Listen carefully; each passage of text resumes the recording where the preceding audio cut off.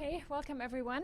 So today we have a joint seminar between Botany and the He Kaupapa Hononga seminar, and please help me welcome Professor Cliff Law. Cliff is a professor in marine science here, but is also part NIWA, so we share Cliff with NIWA. And Cliff is the co-director for the Center for Oceanography between the University of Otago and NIWA, and Cliff's research focuses on interactions between the atmosphere and the ocean, so trace gases and marine biogeochemistry is basically the main, I would say, main focus, and especially in terms of how climate change impacts marine biogeochemistry.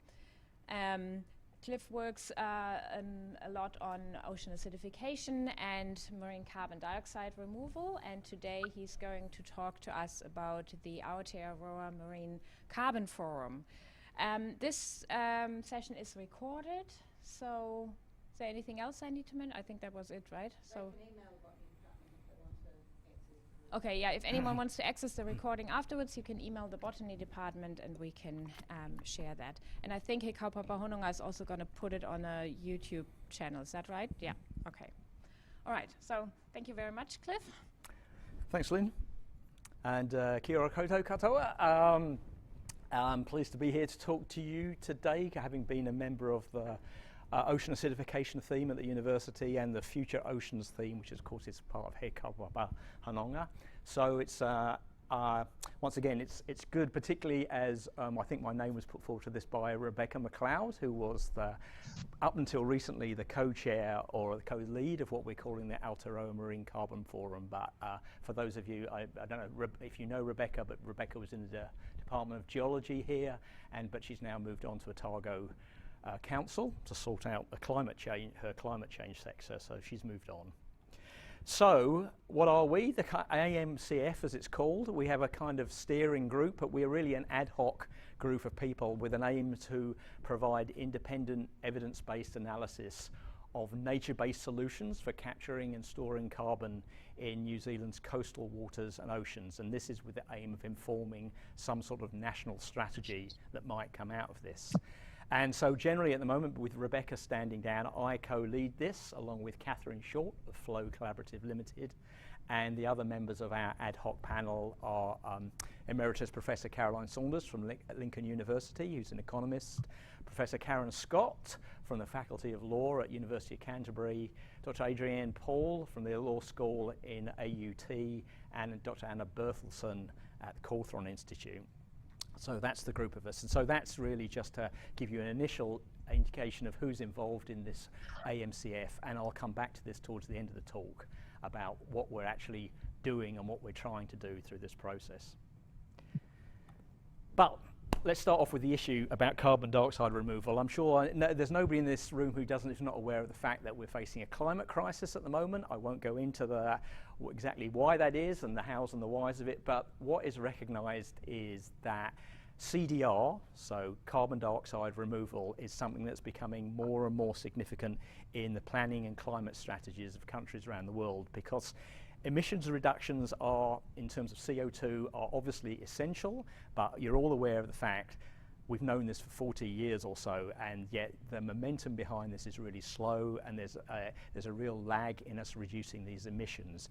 And so with the CO2 building up in the atmosphere, we need to start thinking about using CDR. So as the IPCC said, CDR is pretty much unavoidable if we're to reach net zero emissions.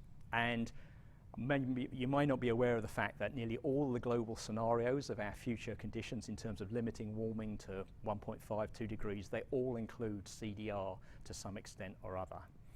And this is really, the fact is that it's not just about the fact the emissions reductions are happening very slowly, but there's some sectors of the economy like aviation, agriculture, things like that, that are really hard to decarbonise and will take a long time.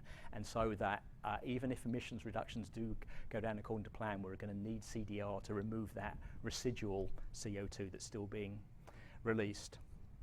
So to deliver on the Paris Agreement globally, we nearly need to start removing about 10 gigatons of carbon per year, so that's 1 billion tonnes of carbon per year by the middle of this century, and by the end extending that to about 20 gigatons of carbon per year. So that's the kind of international imperative behind carbon dioxide removal.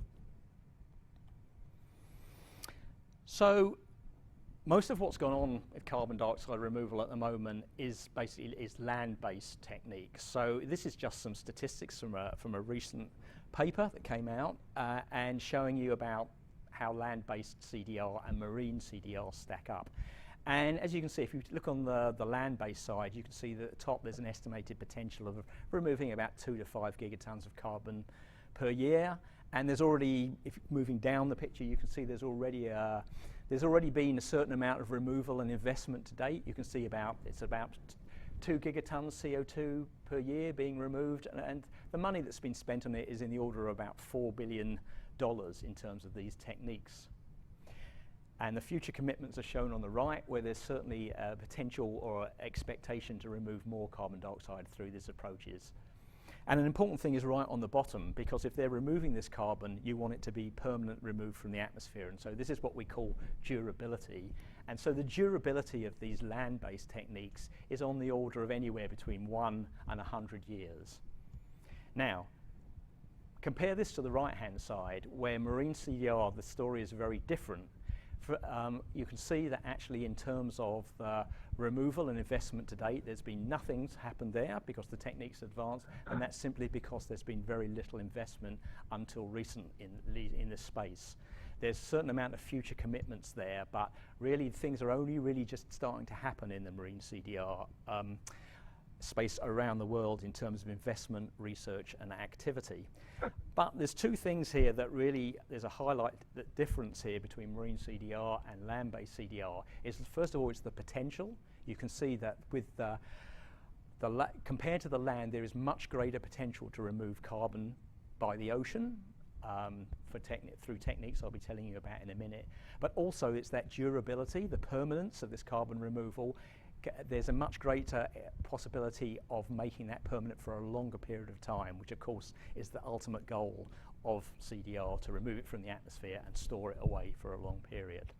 So with the recognition of the potential of marine CDR, and also with the recognition of the fact that we don't have the land space to do much on land, there's been this shift, I would say, in the last 5 to 10 years with a lot of focus on organisations, whether they be publicly or privately funded, looking into developing marine CDR. So, just taking a step back, what's New Zealand doing about this in the CDR space? Well, our second national determined contribution to the Paris Agreement, which was announced last year, aims to reduce emissions by about 51 to 55% by 2035, which is a big ask. And the current techniques that we're using really consist of two approaches. One of these is growing trees. You're all familiar with this. You know, it's a big issue in the news. You'll see a lot about it. You know, there was this plant of the 1 billion trees that Jacinda Ardern brought in with an estimated cost of $400 million. And that is obviously causing, it's doing the job, but it's causing concern because it has all sorts of implications for, or conflict over land use. And there's a certain amount of risk here, and so when I talk about risk, I'm talking about the fact that you've got things like wildfire or fire becoming more and more dominant, so that all this carbon sequestered in these forests should go up in smoke, but there's also issues of disease and water availability and just basically the use of our land. So afforestation presents a problem which is recognised in government at the moment. But afforestation would only remove a small amount of the carbon we need to remove. The rest we plan to do by buying international carbon credits. So basically we're outsourcing the problem to another country. And so it's been estimated that the 100 million tonnes of offshore carbon credits that we need to buy will cost the country anywhere between $3 and $23 billion. So this is a huge amount of money. And it's not just about the huge amount of money, but it means we're pushing this money offshore. We're relying on international parties, and we're relying on them to verify this carefully. So big issues associated with these. So what happened in December was a second emissions reduction plan was released by the government. You can see it's called Our Journey Towards Net Zero, and it covers the period 2026 to 2030, And there's several pillars within this, different ways that the government is going to address this issue of what we do about our climate strategy. And the interesting one in respect to what we're talking about today is Pillar 5, which identifies nature-based solutions to address climate change. And within that nature-based solutions, for the first time, there's a category identified called non-forest removals, which is an interesting term, clearly recognising the fact that the government recognises we need to be moving away from afforestation. And as part of that, they include some of these things here. So mentioned were coastal vegetation, which is commonly called blue carbon.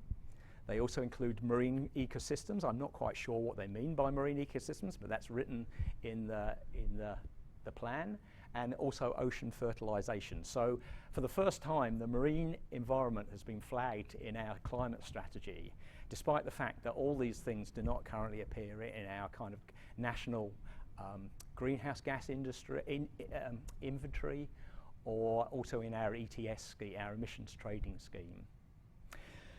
So the government, in terms of promoting this, is really looking to a way of basically not sending so much money offshore. We're trying to solve the problem ourselves, looking for different alternatives. They are using this as a method of getting the private sector to start thinking about doing things in the marine system, and also as a way of testing out whether this is something viable that actually New Zealand can use to meet its climate obligations to the Paris Agreement. So the things they've identified there in terms of identifying these removals are that any sequestration of carbon by these has to be a standard consistent with our greenhouse gas inventory. The carbon removed has to be additional to what's occurring naturally, and it also has to be, if we use it within our Paris Agreement commitment, it has to be recognised internationally. So that's just giving you the kind of current state we're in nationally. So let's take a step back to actually look about the marine carbon sink. So these are some general stats here that you probably know some of these, but really these is kind of to indicate the value of the marine system in terms of removing carbon. So the ocean is the largest reservoir of carbon on the Earth. It holds about 60 times the CO2 that the atmosphere does. It's already removed about 25 to 30% of all the CO2 that we've put into the atmosphere through burning of fossil fuels, and that's happened naturally through the processes of biological uptake, and also just what's called the solubility pump, as the anthropogenic carbon dissolves in the surface ocean and it gets carried down to depth. So if we go look more closely at our EEZ, we have a very large EEZ compared with many other countries, of course, which we have regulatory control over. And our EEZ is a natural carbon sink through these natural processes. It removes about 36 million tonnes of carbon per annum. And so just for context, that figure exceeds the terrestrial carbon sink that we have, and it also exceeds our annual emissions as well. Last year, the PCE, the Parliamentary Commissioner for the Environment, wanted a report on what carbon's stored in our marine environment, and so this was led by a colleague, Scott Nodder, in NIWA, and that identified that there's about 2.2 billion tonnes of organic carbon are stored in the sediments around our EEZ. But also from the other work that's going on, it's clear that we have this long coastline we have supports many of these blue carbon systems that are very efficient at removing carbon. So the point of me putting these up is just to show you that there is potential for not only removal of carbon in the ocean, but particularly in our EEZ. So I've talked about marine CDR. So this is some of the techniques. So this is just a cartoon that I've kind of put together of the different things, the different techniques. And these are techniques that are being actively considered out there around the world to remove carbon dioxide. And I've broken these down into different components just to make them easy to identify. So on the right-hand side at the top there, we have the coastal blue carbon, and this consists of things like mangroves and seagrasses and salt marshes. And then if we move to the right here, we've got what I call the abiotic techniques. So these are basically they involve changing the chemistry of the ocean, particularly the alkalinity of the ocean, so that it can absorb more carbon dioxide. And then we move to the middle, and these are the biotic techniques. So these all involve algae to some extent or other, so stimulating the growth of algae and removal of carbon dioxide. And on the right-hand side, we've got the more direct techniques of transferring carbon to the deep ocean. And one of this involves deliberate deposition of terrestrial biomass at the bottom of the ocean. And the other one, which I'm not going to talk about in today's lecture, is actually subsurface storage of things like liquid CO2, but I won't be covering that. The point is to make it is that all of these are what are called nature-based solutions, so they all actually aim to enhance natural processes, whether they be photosynthesis or the chemical changes in the ocean or growth of coastal blue carbon. Important to recognise that many of these are modelled and some of these are tested in the lab, but none of them, or very few of them, have been tested in the real ocean, and none are ready for deployment yet. So just to give you a bit of background about some of these, just a little bit more information. First of all, the coastal blue carbon. As I said, these mangroves, seagrasses, salt marshes. These are systems where they're basically root systems, where the roots are trapping particulate carbon and organic carbon, storing it for long periods of time. They've got a really high capacity for this carbon sequestration. They trap about 20 times the amount of carbon of a temperate forest per unit area. So they're really quite efficient at this. Current New Zealand carbon sequestration is around 58 tonnes of carbon per annum, and that's equivalent to about 0.2% of our gross CO2 emissions. And it's been identified that there's plenty of future, well, there's not plenty, but there are future opportunities for restoring these systems in coastal waters. Coastal blue carbons are attracting a lot of attention internationally, not just for the carbon aspects, but for other angles that I'll talk about in a minute. And so there's a number of international projects going on, and it's estimated that all of these projects come off, they could be fixing the equivalent of about 3% of global emissions by 2030. So moving on to the abiotic marine CDR. So this includes about changing the alkalinity of the ocean and really increasing the alkalinity. And so the supply of alkalinity to the ocean, and here I'm talking about things like hydroxides and carbonates, it has really been important kind of regulator of the carbon system for millennia. This is so the natural weathering of rocks and the supply of these minerals into the ocean has what's been actually maintaining the carbon uptake in the ocean for a long, long time. And we live in a country where we have quite strong sources of carbonate. You can see, for example, the Punakeki rocks on the top right-hand side, which is a limestone formation. And we also have large deposits of olivine for the silicate-based. Both of these can actually provide alkalinity into the ocean. So this alkalization would basically involve crushing up this material, transporting it to the ocean, releasing it as fine particles. There are also electrochemical techniques that are involved in alkalization that could be used, and some of these involve creating hydroxides or even driving the carbon dioxide out of the water and trapping it in geothermal reservoirs. Sorry, in geological reservoirs, not geothermal reservoirs. So the interesting thing about these is they might have the added benefit that if you increase the alkalinity of the ocean, you might be able to offset the effects of ocean acidification that's happening at the moment. So the model and impact studies so far to date that have been done internationally show that there is some potential of this technique, but there's clearly also challenges. For example, there's quite a lot of impurities in these minerals were they to be released into the ocean, and there's logistical challenges of grinding up all this material, transporting it to the ocean and releasing it there, which involves a lot of cost and a lot of carbon emissions. And then we've got biotic marine CDR. So here, once again, I'm going back to I'm talking about the algae, and I'm talking about techniques that aim to enhance algal growth and therefore the carbon uptake by photosynthesis. So this is something that's been demonstrated in certain types of water by the addition of the nutrient iron. You can see at the top right hand there a satellite image of a iron-induced phytoplankton bloom down in the Southern Ocean.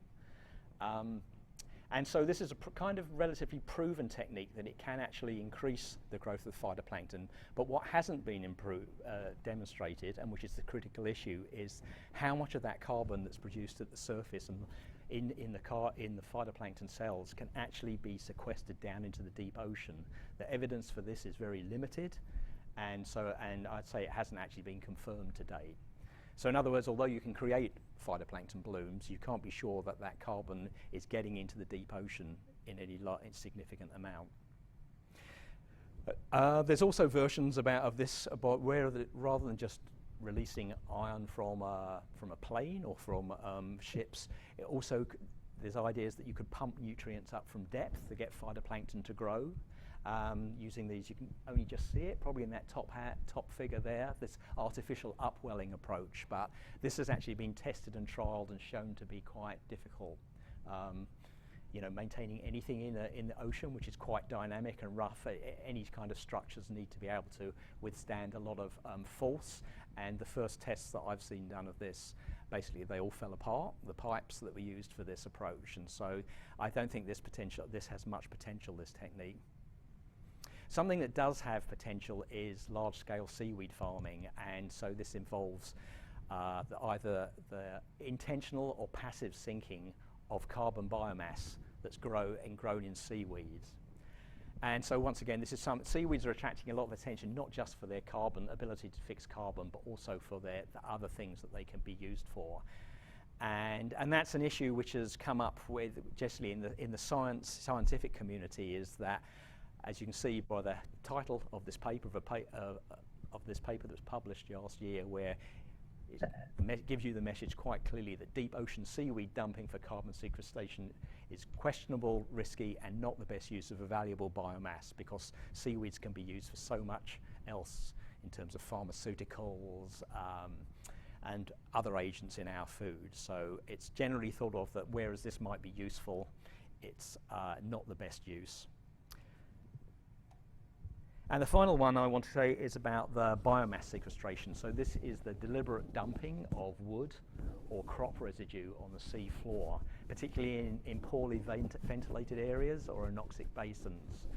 And so clearly this is something which is obviously a fairly route one approach, where you just grow this stuff up on land, take it out on a ship, throw it over the side of the ship, and it sinks to the bottom and your carbon is down there. But clearly there's a lot of risks involved in this kind of things, you know, the impact on the benthic ecosystems, the disturbance it would have, and basically the oxygen removal when this material is broken down.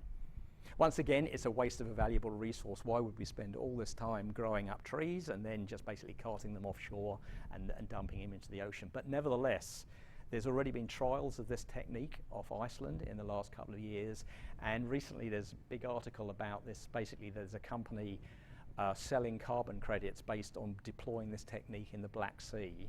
So despite the fact that the lack of information and concern and the risks associated with these kind of techniques are not only being tested, but they're actually carbon credits are being sold on the back of them.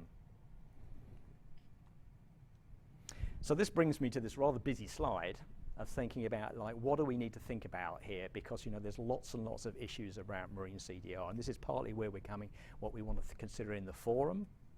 I'm going to go through some of these, so I won't pick up on all of them, but really, you know, clearly there's the things at the top about, you know, is it going to work? Is it official? Is it efficient, rather? Do we actually get additional carbon locked up with these techniques? Can they be scaled up enough so that they have an impact on the carbon dioxide in the atmosphere? Are they going to lock up carbon for a long period of time? What are the risks? The co-benefits as well. Some of these techniques have co-benefits. But then we come down to the more social aspects. The fact is that if you're to do this kind of thing, you need to have what's called MRV. So you need to be able to measure, report, and verify that this carbon is being locked away. And that's not just to understand the system or the science, it's for the carbon markets, because ultimately that's what's going to drive this kind of thing. We also need to have regulation and governance, which I'll go on to in a minute in a slide, but importantly, from a New Zealand perspective, we need to think about it from not only from the Te obligations in terms of Indigenous inclusivity, but the public, if this was to happen, has to be informed on this. There has to be transparent communication and knowledge transfer about what this is and why we're doing it. Currently, at the moment, there's various tests going on around the world that have been held up by public resistance to doing these tests, and understandably, because nobody understands why people are going out there and dumping stuff in the ocean, because really there hasn't been a proper knowledge sharing and communication about this whole issue. So just to pick up on a few of those issues I pointed out, obviously if you're to do these things, they need to be efficient, they need to be removing carbon from the atmosphere and locking it up. But the point I want to make here is it needs to be additional. So you can't rely on natural things. You can't, let's say if you went down there to the coast and you've got a salt marsh or some seaweeds there that are growing naturally, that isn't marine CDR. It's got to be something where you're actually doing, you're actively involved and you're deliberately growing up something and fixing carbon. So it's got to be additional to what's naturally occurring there. So that's got to be distinct from the baseline condition. And that's part of the problem with a lot of these techniques is we don't know what the baseline condition is, particularly when we get offshore in the open ocean. We know so little about how the phytoplankton grow in our ocean and how it varies spatially and temporally that we don't have a good background, a baseline to assess whether additional carbon is actually being fixed or not. Then there's the durability and the permanence of this carbon. So the benchmark in the carbon markets is to lock this carbon away for 100 years, but some of the protocols have 1,000 years. And this is kind of something of an issue. Interestingly, for the coastal blue carbon, one of the concerns about this is the long-term stability of the carbon in these systems, particularly with climate change impacts. There's some pictures here of mangroves or seaweeds that have been trashed by storm surges and destroyed through salinization that's resulted from that flooding that follows all those. So, the question is just how stable in the long term is the carbon that's locked away in these systems. In comparison, on the right-hand side, open ocean marine CDR, if this carbon could be transported to the deep ocean, it can provide that durability, that permanence on the 100 to 1,000 year time scale, but it's got to be transferred there. We know that through natural blooms that occur in the surface ocean, only about less than 10% gets down into the deep water there. And so, once again, we need to be confident that it's locked away there. And that presents a problem in itself, just knowing that it's been transported, because once again, as I said, measurement, reporting and verification is an important issue. And in a dynamic ocean, it's very hard to follow where you've added the carbon. Not only where you've added the carbon, but whether, let's say for example, where the phytoplankton have grown up and the carbon as they're sinking through the water, it's very hard because the sequestration of the carbon as it sinks into the deep ocean will be separated both temporally and spatially from where you first implemented your CDR, whether it's nutrient addition or even alkalinity addition. Whereas in the coastal blue carbon, it's pretty easy. I mean, most of that carbon, when I say pretty easy, I'm sure if there's any coastal blue carbon scientists in this room, they might disagree with me, but most of that carbon is locked away in the sediment, so it's fairly easy to go out there and get a sediment core of mud, measure how much carbon you've got there. So the point I'm making in this slide is that that MRV is a lot easier in coastal waters than it is in the open ocean. And then another aspect is the co-benefits and the side effects. So there's a real contrast here between the coastal and open ocean techniques. Coastal blue carbon is getting a lot of attention, as I said earlier, not only because of its carbon removal, but for all these other reasons. Is recognized benefits of restoring salt marshes and mangroves for biodiversity, for storm protection, for water purification, and particularly for kai moana as well. And there's relatively few side effects. They might, for example, these systems might produce more nitrous oxide or methane, which are greenhouse gases, but generally they're regarded positively, and this is reflected in the large investment that's going on worldwide on coastal blue carbon. In contrast, the open ocean has pretty much got few co-benefits. I mentioned that there might be an offset of acidification with the alkalization earlier, and there also might be some, you might get local food webs and fisheries might be enhanced if you're growing up phytoplankton, which are at the base of the food web. But the side effects are the real concern. You're going to get biodiversity reduction. You'll probably get degraded food webs and fisheries, and particularly with things like transporting seaweeds into the deep ocean and the phytoplankton sinking, this might result in deoxygenation of the mid and lower water column, and also acidification. So a number of concerns here around the risks and the relatively few co-benefits there. Governance is an issue that clearly this is a field that's moving way ahead of any national and international regulations, particularly in the open ocean. In the open ocean, they're generally, it's considered that anything that happens should take place in agreement with the obligations to protect the marine environment and for the conduct of scientific research, which is stipulated by the 1982 UNCLOS arrangements and the new BBNJ agreement. And other regimes are involved here, such as the UNFCCC and the CBD. But specific things or specific regulations for marine CDR in the open ocean, the high seas, are really lacking. The only thing there is in something that's called the London Protocol, which is basically something that controls dumping in the marine environment. And so a decade ago, it was recognised that it needed to start thinking about marine CDR. And so one of the first cabs off the rank here was, you can see in the top right-hand corner, is the regulation around ocean fertilisation. And so New Zealand played quite a big part in this, in the IMO, in terms of getting this protocol put in place, which is kind of rather ironic because New Zealand hasn't signed up to it now, and so this hasn't come into force. Even though this regulation is in place, there's only 6 countries that have signed up to it. So basically it means that despite the fact there is regulations, that they can't be used until there's more signatories. The coastal system is a bit different. Obviously the coastal environment is governed by national laws, although there are international obligations that would affect these. So in other words, let's say if there was something happening around coastal blue carbon, it would be under the control of the local regional councils. They would have to fit with their regulations. And if you move further offshore into the territorial seas, it would be under the auspices of the Environmental Protection Agency, who would basically have to permit whether these activities take place. And there's a group of scientists and practitioners who focus on coastal wetlands and blue carbon in New Zealand, called the Community of Practice here, and they've produced a document identifying the need for the policy and the legal and planning frameworks for coastal wetlands blue carbon. So just an interesting aspect on what all these things I've just told you is that faced with all these different techniques, there's a kind of a bit of a dichotomy going on here. So, you know, if you look on the one side, if we look at coastal blue carbon over here, it's recognised that there is co-benefits of blue carbon. There's lower risk involved in restoring and protecting and extending these systems. There's certainly greater social licence. You know, people are very positive about increasing these.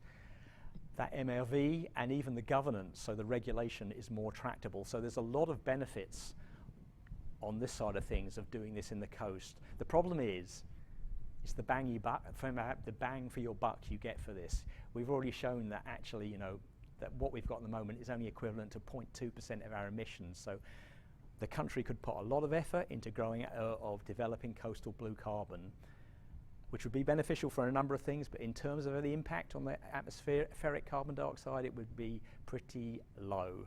Whereas if you really want to have an impact on that atmospheric CO2, it's the open ocean techniques. They're the ones that have the scalability to expand up and really remove a large amount of carbon and locking it away permanently.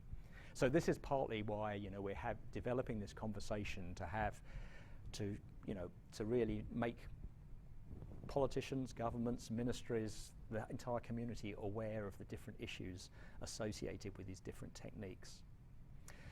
But meanwhile, the finance side of things and the markets are moving ahead, so coastal blue carbon projects are potentially eligible for international voluntary market carbon credits.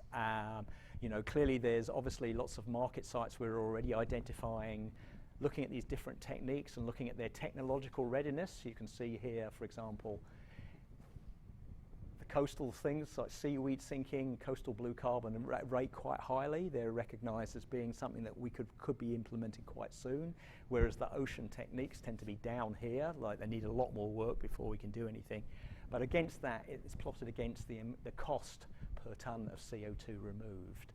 And you can see that once again that some of the there's very large error bars on this, reflecting the uncertainty or lack of knowledge in these spaces. But really, once again, some of the coastal ones come out higher and the ocean ones tend to come out lower, in contrast to what I said here earlier in the last slide.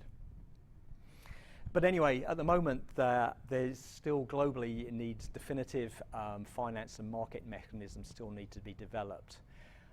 But having said all that, we're at the stage in New Zealand where national and international private sector companies and startups are already starting to look to test deployments in our waters and approaching the government and discussing this. So once again, this is really the driver behind what we're doing with the AMCF. So to summarise of all of what I've said there in that first part around the whole issue is that what we're trying to do here is we're not advocating for mCDR or rejecting mCDR. What we want is a balanced approach to it in New Zealand. And so what it requires is really a coordinated national assessment of the pros and cons of these things if marine CDR is to contribute to our national climate strategy.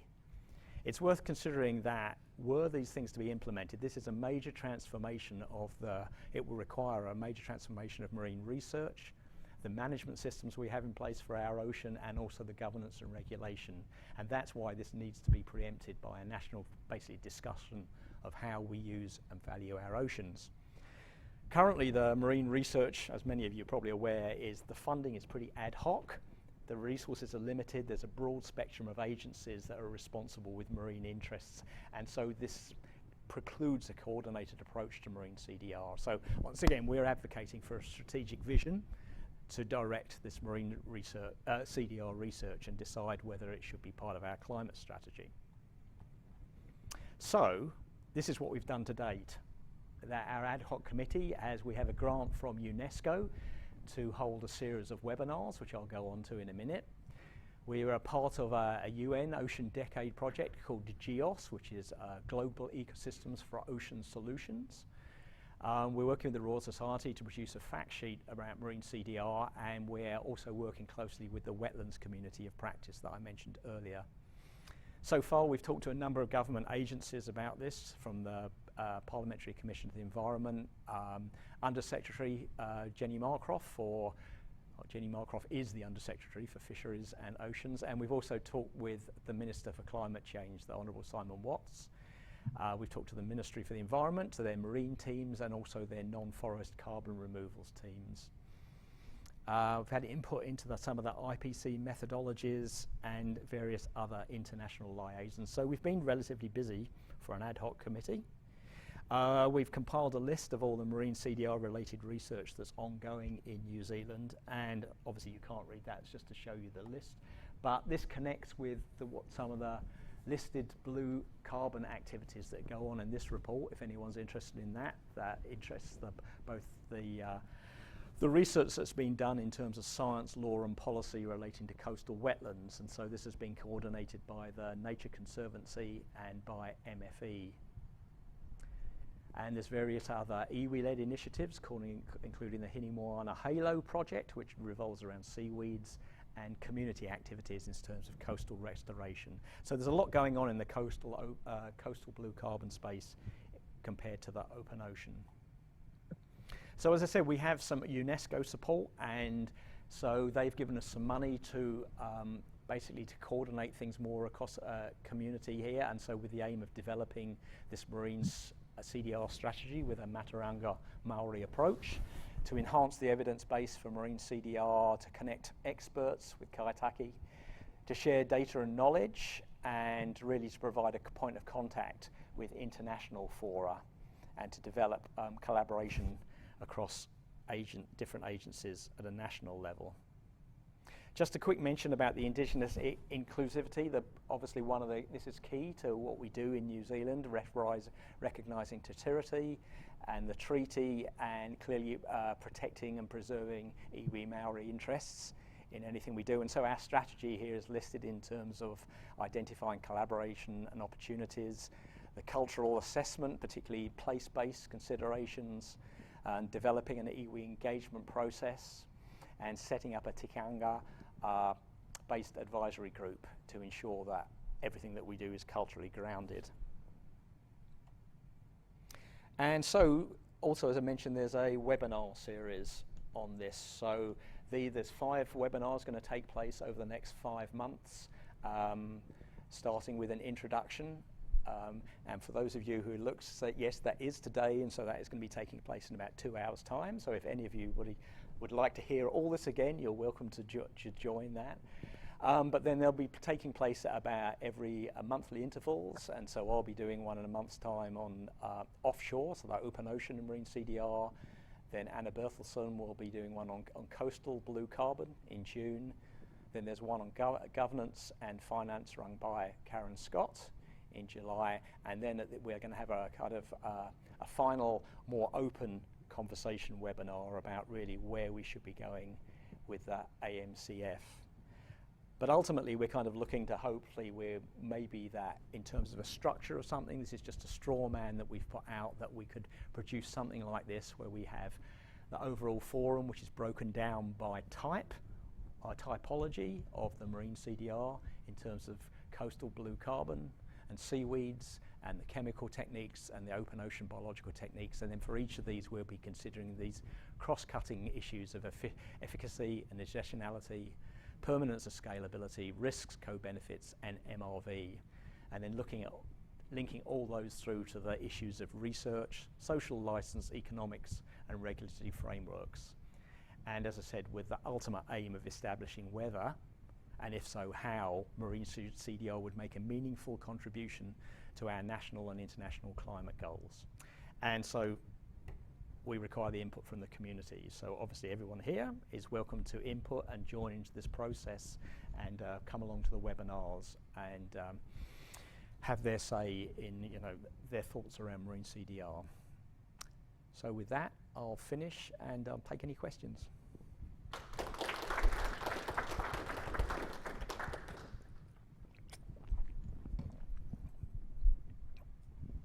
Do we have any questions for Cliff? I'll come around with the microphone.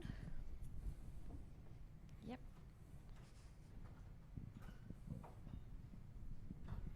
Kia ora.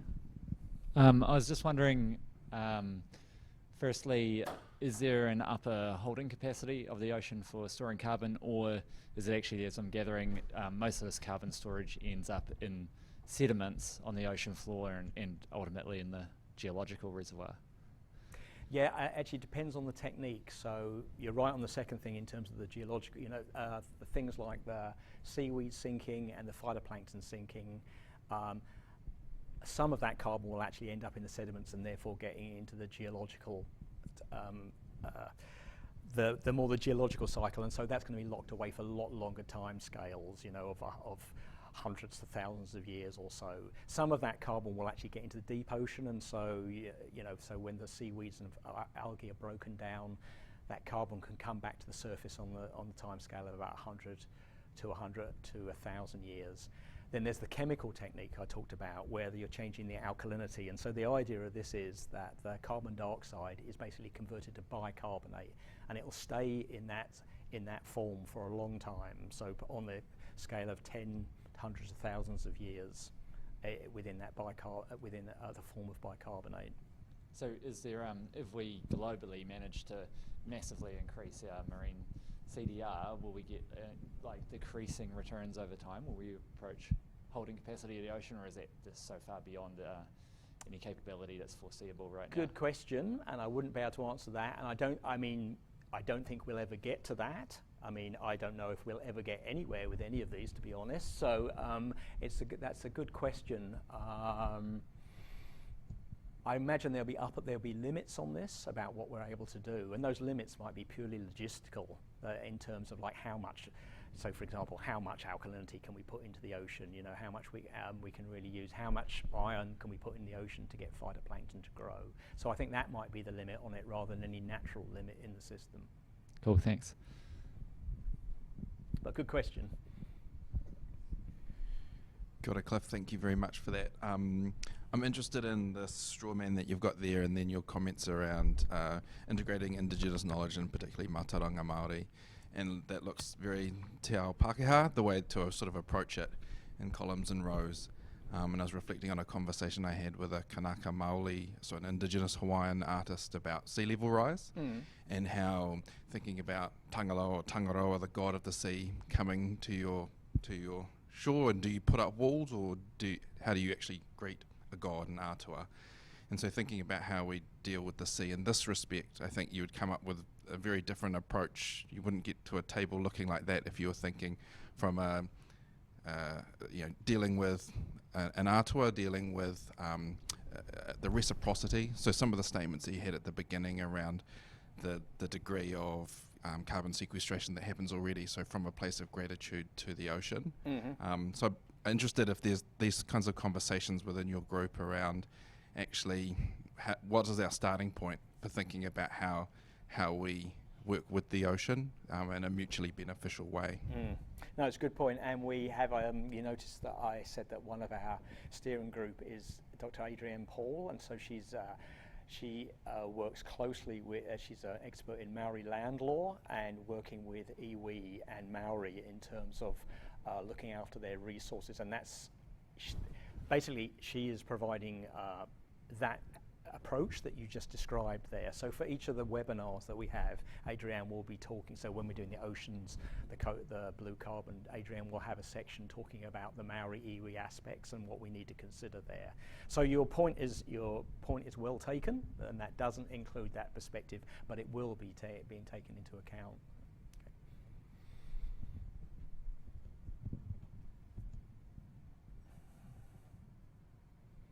Anything else?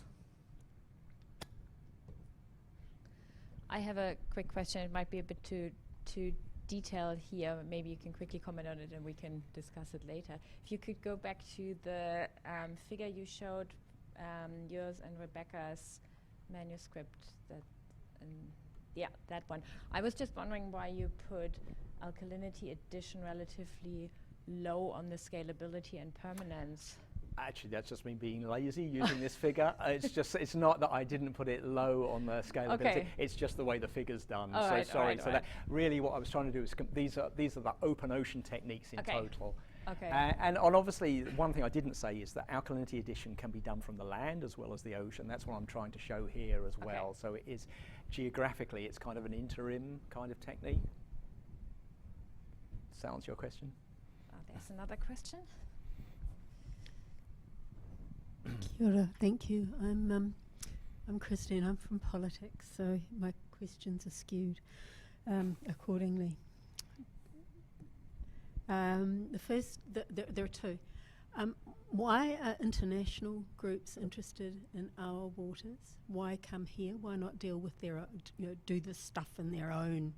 Why not experiment in their own backyards? And secondly, how much is the government and or other groups desire to focus on this another delaying tactic? Okay, both very good questions. So first of all, your first question about whether, why are they coming here? So there are kind of general reasons. So first of all, we're in charge of a big EZ. We've got regulation of our own waters. It's a large mass of ocean. And so that's the first thing. But the second thing is, and this comes around to particularly things like the iron fertilisation. I didn't go into the background of this, but iron fertilisation will only be effective in waters that are lacking iron naturally. And we have a lot of those, like 50% of the water that's around that is sub-Antarctic water, and that's low in iron. And so if you're to see an effect of that, you want to be using those waters. So that's why they're interested in testing those techniques in our iron-limited waters. So that's one. So that's just that one technique there, but that's the reason why they're interested in that. I think also that some of this is just purely that they're actually going worldwide. I mean, for example, I work with a company it's actually a direct air capture company who are thinking about alkalization. That's the alkalinity addition, and they are spreading out to they've got bases now in Australia, New Zealand, Philippines, contacts in Germany, in Europe. So it's not just us.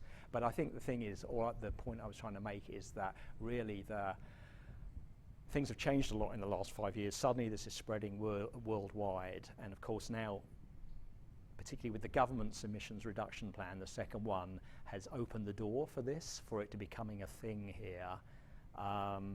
Yes. So your second question was basically, is it a delaying tactic? And there is, and there has been a lot of concern about CDR in general as a delaying tactic for carbon dioxide emissions, but I think there's recently been a change in perspective. There's a recognition that carbon emissions reduction is not happening. We all know this, it's been talked about for a long time. There's no movement in this space, and the crisis is getting more serious. The CO2 in the atmosphere is going up at a faster rate, and we need alternative solutions. Interesting enough, I saw this morning, there was an article in the UK Guardian that Tony Blair, who was a UK champion of, was a UK champion of climate change and doing something about it, emissions reduction, is now saying it's not happening, we need to start using technological approaches. So, so there's a general, and I think I'd have to say that actually I think it's partly reflected in scientists as well, that scientists in this space are saying, nothing's happening, we've got to do something, this is concerning, we need to start thinking, at least assessing these things, not promoting them, but saying, are these solutions, rather than actually deploying them.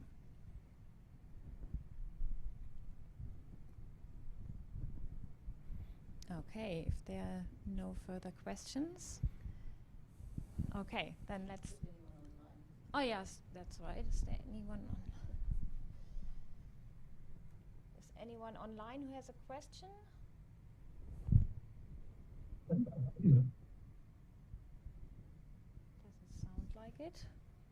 If there's anything in the comments, we should see it, right?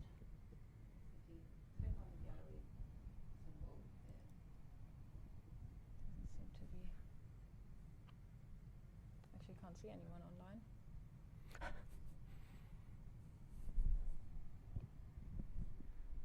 All right. Okay, then, well, thank you again, Cliff, for a very informative talk, and I'm sure there will be a lot of work to come in this area in the near future. Okay, thank you.